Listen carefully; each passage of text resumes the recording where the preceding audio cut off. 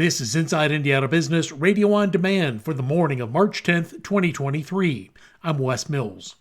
Fishers-based Recovery Force Health says it's closed on a $1.2 million round of funding. The company has developed an FDA-cleared wearable compression device for hospital patients designed to prevent deep vein thrombosis. RF Health says its system is a cordless, battery-powered compression and mobility device that wraps around a patient's calf and stimulates blood flow in the lower extremities. The funding was provided by Indianapolis-based Elevate Ventures. The Crown Plaza at Union Station in downtown Indianapolis is on track for a $15 million top-to-bottom renovation. The project will begin later this year as part of a routine update. General Hotels Corporation says designs have not yet been finalized, but the project will first focus on guest rooms. GHC says the iconic Pullman train car rooms will receive the same type of improvements as other guest rooms. Officials in Fort Wayne broke ground Thursday on a full-service grocery store on the city's southeast side. The city says the Pontiac Street Market will serve an area identified as a food desert. It's been developed in partnership with Parkview Regional Medical Center. The city approved $3.4 million for upfront construction cost. Parkview will reimburse the city for $1.5 million. The new market is set to open this fall. The city says Pontiac Street Market will provide healthy and affordable food options, including fresh produce, meat, and dairy. A monthly analysis of consumer spending conducted by Purdue University reveals Americans are more likely to make frugal use of their 2023 tax refunds. The Purdue Center for Food Demand Analysis and Sustainability says the national average of a tax refund this year is about $1,900. Center Director Jason Lusk says most people will not be going out to spend this money in frivolous ways. And when asked how they plan to spend that tax refund, the most common response chosen by about half of respondents was they were going to save it. The next most common response was that people plan to pay down debt. Other folks then plan to go on vacation. And out of a longer list of terms, the fourth most highest was that people plan to buy either more or better quality food. He says there's some optimism about food inflation improving, but consumers are not willing or able to spend more on food than they are currently. From the number one source for Indiana business news, this is Inside Indiana Business Radio on Demand for Friday, March 10th. We'll be back in 30 seconds.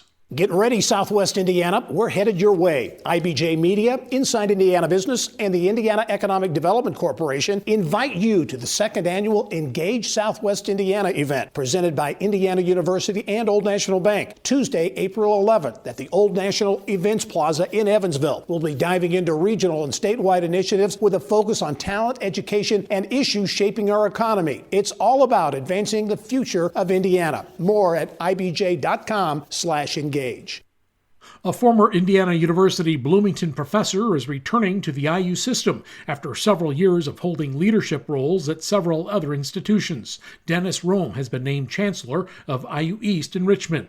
Rome currently serves as assistant to the president for community engagement at Northeastern Illinois University in Chicago. He'll assume the role July 1st.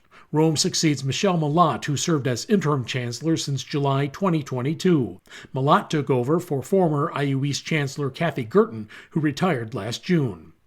North Salem State Bank has selected Jeff Joyce as its new Chief Financial Officer. Joyce comes to the Hendricks County Bank after most recently serving as CFO of Elements Financial Federal Credit Union in Indianapolis. Joyce was also the founding CFO of Heartland Community Bank in Johnson County and served in that role in 2012 when the bank was acquired by Michigan City-based Horizon Bancorp.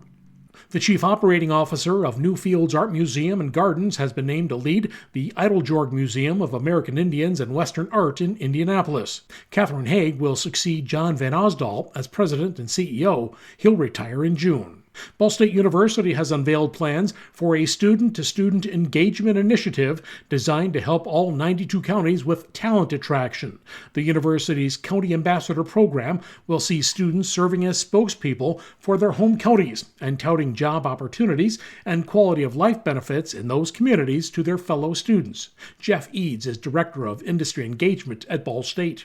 We will be commissioning our ambassadors to really engage first locally with their leaders in their own county. And what the leaders there will do will equip them with really understanding what assets are available, right? When the students are thinking about jobs today, it's different maybe than they used to. It's not just where's a good job and where's a good paying job. It's really what will I be doing? What will I be doing when I'm not working too? There's the whole scope of things, right? So that's really what we want them to understand is, are there outdoor recreation? Are there sport clubs? Is there a way to interact with the arts in your community? What are the assets there? And then also what are the jobs and what are the industries that have unique opportunities for our students? And so once they learn that and understand that here on this side on campus, they'll really be sharing that story and telling those stories with their peers. And so that could look a number of different ways. And I think there's going to be a lot of room for 92 different ambassadors to really make that their own.